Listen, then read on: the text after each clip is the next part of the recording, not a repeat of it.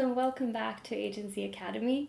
I'm so excited to see you here. If you're new, welcome for the first time. We talk about how to build a business that actually works for you so that you have a lot more time and freedom to create and do the things that you love. So actually, we've been recording how to build your portfolio site in Webflow, and we actually had to record it 3 times because we had people doing construction work outside and we had a baby that kept waking up.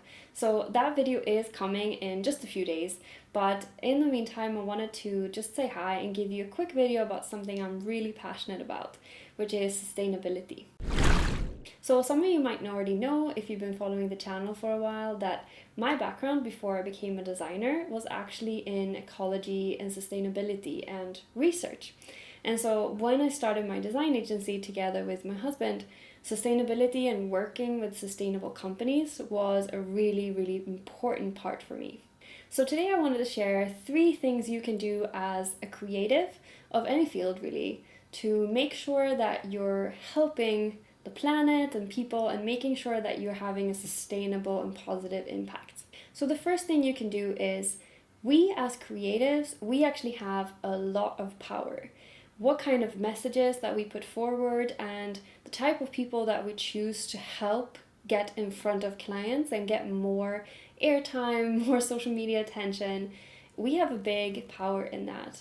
And so the first thing you want to do is to really be choosy about who you decide to work with. If you feel like this company is not having a positive impact, they're really going backwards, both maybe for inclusiveness, maybe for equality, or maybe for environmental purposes, you can say no. You have the power to choose who you want to help and who you want to use your talent to help further in the world. This is totally up to you how you make this decision, but it's something that I want to put in your mind, that you do have this power. And it is actually quite a big responsibility and a big power. The second thing that I think we should always keep in mind is it's okay to push back and say no if clients are trying to push some sort of message that is either purely greenwashing, meaning that they're trying to seem really sustainable, but they're really not. Let's say they're claiming to use lots of eco-friendly resources, and in reality they're only having 1% of their product being made from eco-friendly resources.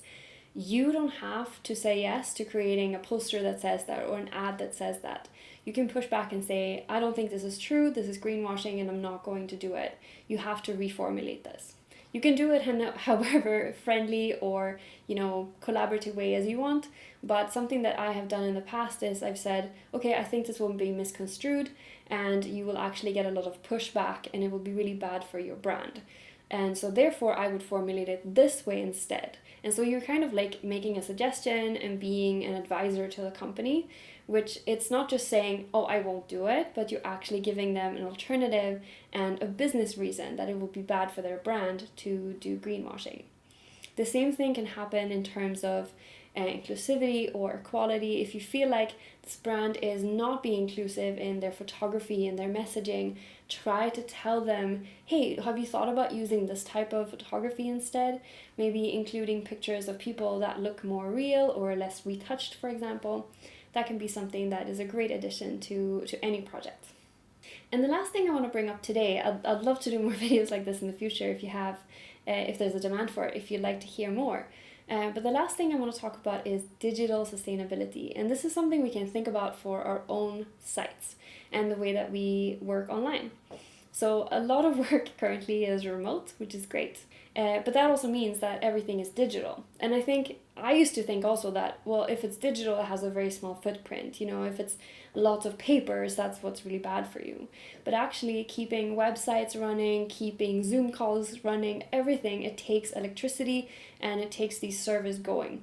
So when you build your website, don't add an insane amount of really, really demanding features. So this could be, for example, making sure that your file sizes of your portfolio images are not bigger than they have to be. It can be not adding, let's say, GIFs and lotties everywhere. And it can also be the same, it can transfer over not only to your own site, but to the sites that you build for clients. And part of that is also making sure that the site is easy to use, because the longer someone has to spend on your site in order to figure out what it is that you should do, the less sustainable it is. And so that goes also for how long we have meetings, how often we have meetings.